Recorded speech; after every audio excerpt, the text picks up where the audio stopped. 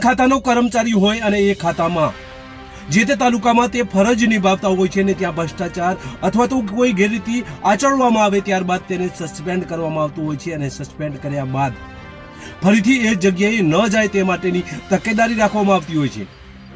પરંતુ રાધનપુરના chief officer દ્વારા આવો ભ્રષ્ટાચાર આચરવામાં આવ્યો હતો અને ફરી એ જ જગ્યાએ મૂકવામાં આવ્યા છે. તો શું ક્લીન ચીટ આપવામાં આવી હશે તેવા સવાલો ઊભા થઈ રહ્યા છે, જેની આજે વાત કરવી. નમસ્કાર, ક્રાઇમ આવાજ ન્યૂઝમાં તમારું સ્વાગત છે અને હું છું તમારી સાથે તમારો નાનજી ઠાકોર. આમ તો કોઈ પણ ખાતાનો કર્મચારી હોય અને કોઈ પણ જગ્યાએ કોઈ પણ તાલુકામાં ફરજ બજાવતો હોય ત્યાં ગેરરીતિ કે ભ્રષ્ટાચાર આચરવામાં આવે ત્યારે પ્રથમ દ્રષ્ટિએ સરકારને અથવા તો ઉપલા કર્મચારીને એવું લાગે કે ગેરરીતિ ભ્રષ્ટાચાર થયો છે ત્યારે તેમને સસ્પેન્ડ કરવામાં આવતા હોય છે અને ત્યારબાદ તેમની સામે કાર્યવાહી કરવામાં આવતી હોય છે.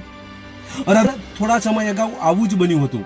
રાધનપુરના ચીફ ઓફિસર જે તે સમયે અહીંયા હતા એ સમય દરમિયાન કચરા કૌભાંડમાં તેમને ઉચ્ચ કક્ષાએથી સસ્પેન્ડ કરવામાં આવ્યા હતા, પરંતુ એ જ ચીફ ઓફિસરને ફરી રાધનપુર મૂકવામાં આવ્યા છે ત્યારે અનેક સવાલો ઊભા થઈ રહ્યા છે.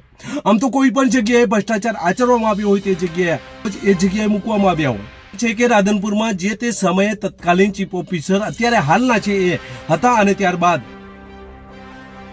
જે તે સમયે કૌભાંડ આચરવામાં આવ્યું હતું. કચરા કૌભાંડ હતું. આ કચરા કૌભાંડ દરેકને ખબર છે, શહેરીજનોને, કે કચરા કૌભાંડમાં તત્કાલીન અત્યારે જે આવેલા છે એ ચીફ ઓફિસરને સસ્પેન્ડ કરવામાં આવ્યા હતા. તો તેમની સામે શું કાર્યવાહી નહીં કરવામાં આવી?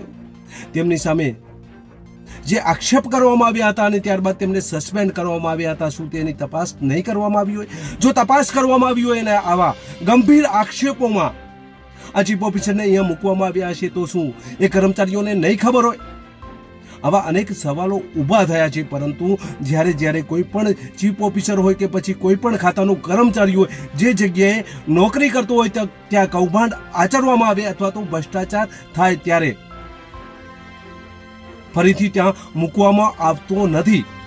પરંતુ અહીંયા તો નગરપાલિકાના ચીફ ઓફિસર કૌભાંડ આચરે છે અને કૌભાંડ આચર્યા બાદ તેમને સસ્પેન્ડ કરવામાં આવે છે અને ફરી અહીંયા મૂકવામાં આવ્યા છે. ત્યારે શહેરીજનોમાં અનેક સવાલો ઊભા થયા છે. ત્યારે શું આ ચીફ ઓફિસરને નગરપાલિકા કચરા કૌભાંડમાં ક્લીન ચીટ આપવામાં આવી હશે? આવા પણ સવાલો ઊભા થયા છે.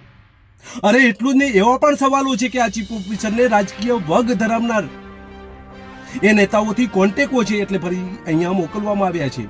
આ બધો તપાસનો વિષય છે. પરંતુ રાધનપુરમાં ચીફ ઓફિસરની ફરીથી એ જ જગ્યાએ બદલી થતા અનેક ચર્ચાઓ જોવા મળી રહી છે. તમારું શું કહેવું છે કોમેન્ટ બોક્સમાં જરૂર જણાવજો. બસ એ જ. જો તમે અમારી ચેનલમાં નવા છો અને આવા લેટેસ્ટ ન્યૂઝ જોવા માંગો છો તો અમારી ચેનલને અત્યારે સબસ્ક્રાઇબ કરો, જેથી આવનાર લેટેસ્ટ ન્યૂઝ તમારા સુધી પહોંચી શકે. નમસ્કાર.